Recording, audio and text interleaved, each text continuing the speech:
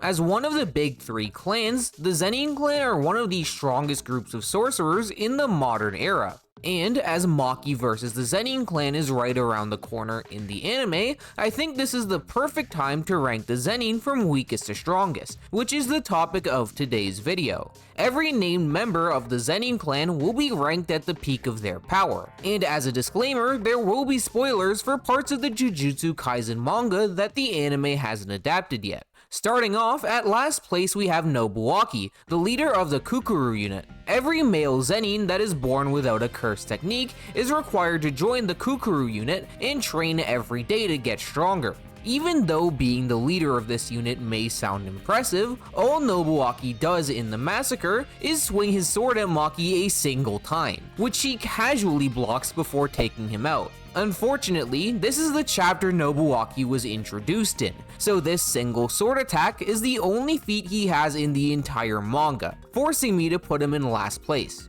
Coming after Nobuaki is Mai, Maki's sister from the Kyoto school. Mai's curse technique is construction, which can be extremely dangerous in the right hands, but due to her extremely lackluster amount of cursed energy, she can only create a single bullet a day.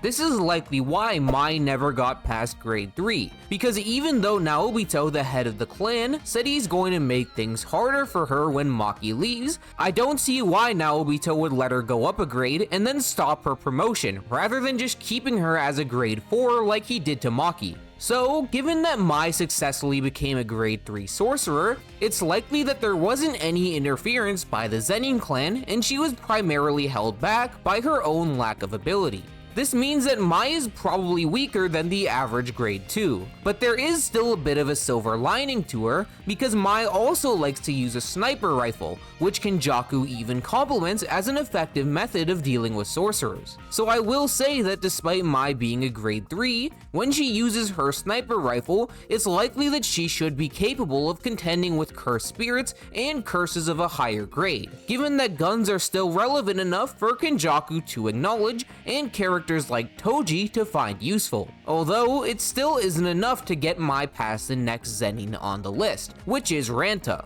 Ranta has the curse technique Paralyzing Gaze that allows him to freeze his opponent in place. However, if the target of Ranta's technique is too strong, he'll receive backlash from the attempt to restrain them, just like Inumaki's curse speech. In the Zenin massacre, Ranta tried to use Paralyzing Gaze on Maki, but died from the backlash as she powered through it with sheer strength. This is the first time we see Ranta use Paralyzing Gaze, making it difficult to tell how strong his curse technique really is, which is a reoccurring theme that rears its head a lot in this video when it comes to the Zenin that only appeared in the massacre.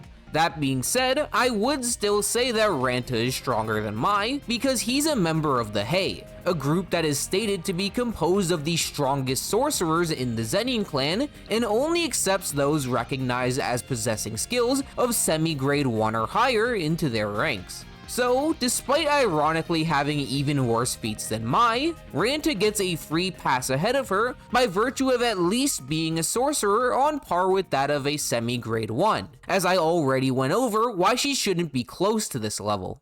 And the exact same thing could be said for Chojuro, another member of the Hei. Honestly, whether or not you have Chojuro over Ranta is practically up to personal preference, since Chojuro instantly died the first time Maki attacked him, but I do side with Chojuro being stronger than Ranta because of his curse technique Earth Manipulation. He can use this to create massive earth hands from the ground, which did trap an off-guard Maki briefly, but she pretty much immediately broke out of it and then destroyed him. Again, whether you have Chojuro over Ranta is practically a coin flip, but at least in Chojuro's case, it was stated by Nobuaki that Maki shouldn't have been able to move after getting hit by Earth Manipulation, which was after he already saw her take out the entirety of the Kukuru unit, so we do know that it should be capable of restraining semi-competent fighters. This isn't much to work with, but it's at least something aside from the Hei's requirements of being on the level of a semi-grade 1, which is more than Ranta can really say.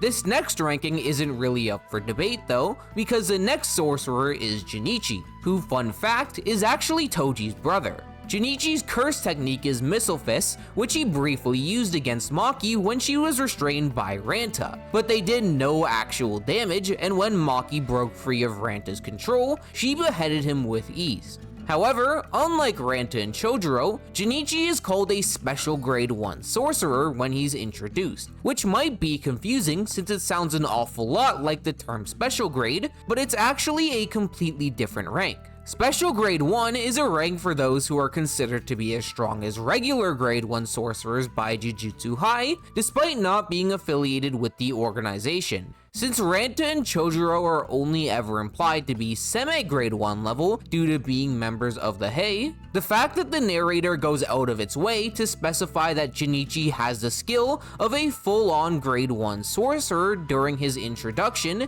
implies to me that he's stronger than the other two. This is also consistent with the fact that Ranta refers to Jinichi as his master and relied on him to take down Maki, which supports the idea that Jinichi is generally above the other members of the Hei. I know you might be sick of characters that barely have any feats to work with, but I'm glad to say that this comes to a stop with the next member of the Zenin Clan, Ogi. Ogi is Maki's father and actually managed to defeat her prior to her awakening with his curse technique Blazing Courage, which allowed him to recreate his broken blade to catch her off guard and slice her chest open. And even before Ogi revealed his curse technique to catch Maki off guard, he was still able to do a decent job at keeping up with her using Falling Blossom Emotion, an anti-domain technique that Ogi can also use in regular combat to automatically intercept incoming attacks, even if they're as fast as Maki.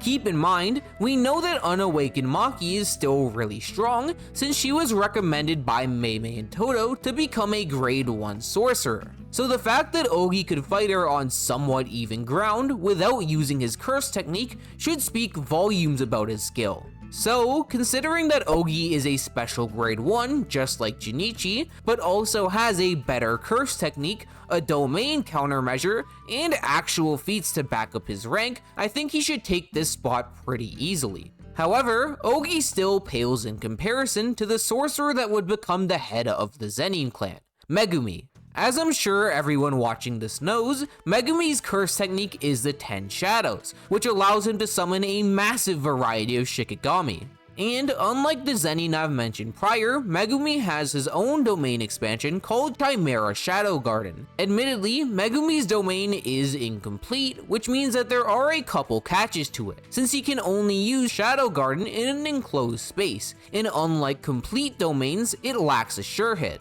This doesn't mean that the domain is useless though, because it still grants a 20% stat buff to Megumi, which for reference is the same amp that's gained after hitting a black flash. And as a side note, it also allows Megumi to clone himself for whatever reason. Megumi has also shown the capability to exercise a finger bearer, which is a special grade curse spirit. This is great stock for Megumi because it's stated that in order to defeat a special grade curse, you need a grade 1 sorcerer at the very least, making Megumi on par with a grade 1 sorcerer at the bare minimum. And given that it was Divine Dog who exercised the special grade, which is one of Megumi's weaker Shikigami, he should realistically be far beyond the average grade 1 when taking his stronger attacks into account. One last thing to note is that by the end of the series, Megumi should be stronger by a noticeable amount, since Sukuna took over his body for months leading up to his fight with Gojo. This is relevant because Sukuna possessing Yuji for a shorter period of time was noted to have massively accelerated his growth due to Sukuna instilling muscle memory into Yuji's body whenever he used Jujutsu. But even with this in mind, I don't think Megumi is strong enough to be placed over the previous head of the Zenin Clan, Naobito. Naobito's curse technique is projection sorcery, which allows him to make 24 movements per second, and he earned a reputation for being the fastest sorcerer alive because of it, with the exception of Satoru Gojo, of course. This is extremely impressive because it means that Naobito is faster than human Naoya, who could completely speed blitz Yuji and Choso at the beginning of the Culling Games. And of course, Yuji's faster than Megumi by a decent amount, since Megumi just says that it's difficult to keep up with him when they fight alongside each other. So, since Naobito should be fast enough to perception blitz Yuji, just like Naoya did, it follows that he's significantly faster than Megumi as well. And unlike Naoya, Naobito actually has decent physical strength, since he could destroy Dagon's hands despite the disaster curse being durable enough to eat strikes from Nanami, a sorcerer that was compared to Yuji in terms of straight striking power. The only way to try and scale Megumi over Naobito would be to argue that the narrator stated Toji confronted the strongest of their group when he picked a fight with Megumi instead of the clan head, but the issue with this is that Naobito had already lost his arm at this point,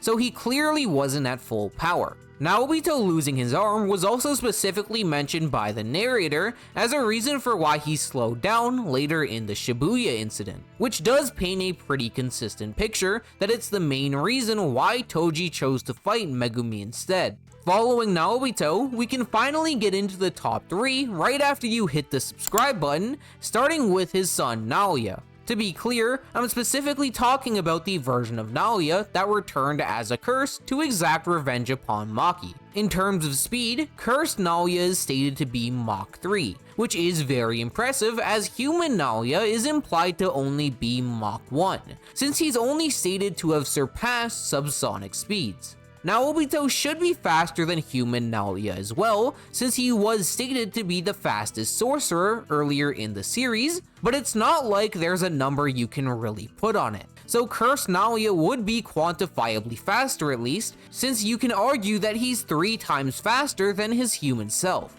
And in addition to superior speed, Cursed Naoya also has the added benefit of Time Cell Moon Palace, his complete domain.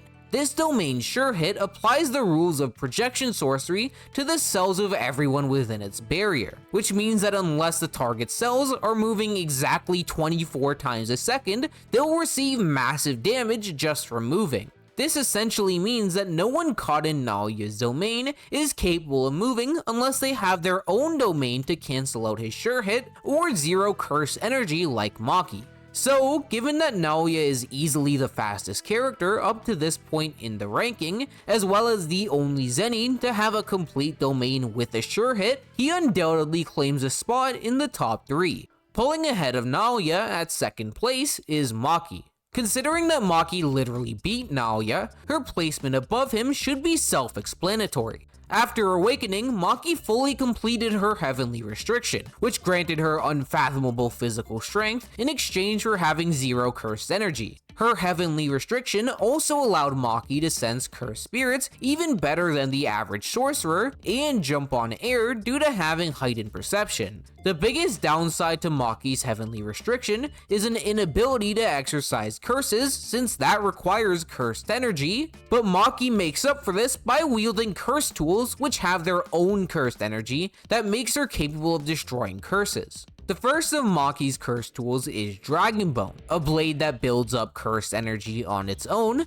that can then be expelled to create massive explosions. While this weapon of Maki's does certainly get the job done, it's far inferior to the one that Mai left her before she died, which is the Soul Split Katana. As the name implies, this blade allows Maki to cut the soul of her targets directly, which is extremely impressive because unless her opponent is aware of the outline of their soul, it's impossible to heal wounds made by the Soul Split Katana, even with reverse curse technique. Honestly, Maki is just ridiculously broken at this point in the series, hence why Kenjaku considers her to be one of the heavy hitters on the side of Jujutsu High, alongside Yuta and Hikari. Maki being comparable to those two is also supported by her performance in Shinjuku Showdown, where she was able to keep up with a fatigued King of Curses for an extended period of time. Keep in mind, the Sukuna that fought against Maki was also more interested in the battle than the one that fought simultaneously against Yuta and Yuji,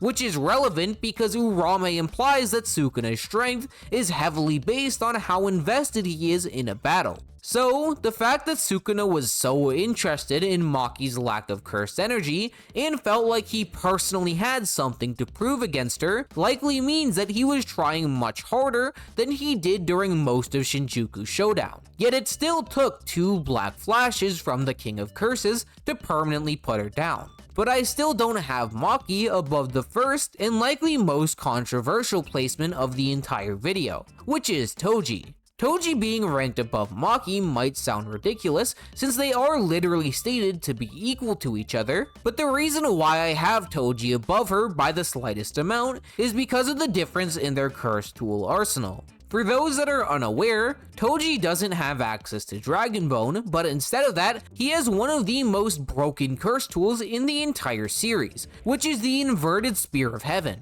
Unlike Dragon Bone, the Inverted Spear of Heaven is specified to be a special grade curse tool because it can negate all curse techniques without exception, and Toji used this during the Hidden Inventory arc to get around Gojo's Infinity. This tool simply makes Toji a more effective combatant than Maki in most matchups, since it allows him to negate curse techniques on top of everything Maki can do, with the sole trade-off being the loss of cursed energy blast that Dragon Bone can create. The only way to argue that Maki should be over Toji would be to prove that she got stronger after being stated to be equal to him, but there just really isn't any evidence for this being the case. Thanks for watching. If you want to watch another video by me, make sure to check out this one where I talk about Naoya versus Todo. Otherwise, I'll see you guys next time. Later!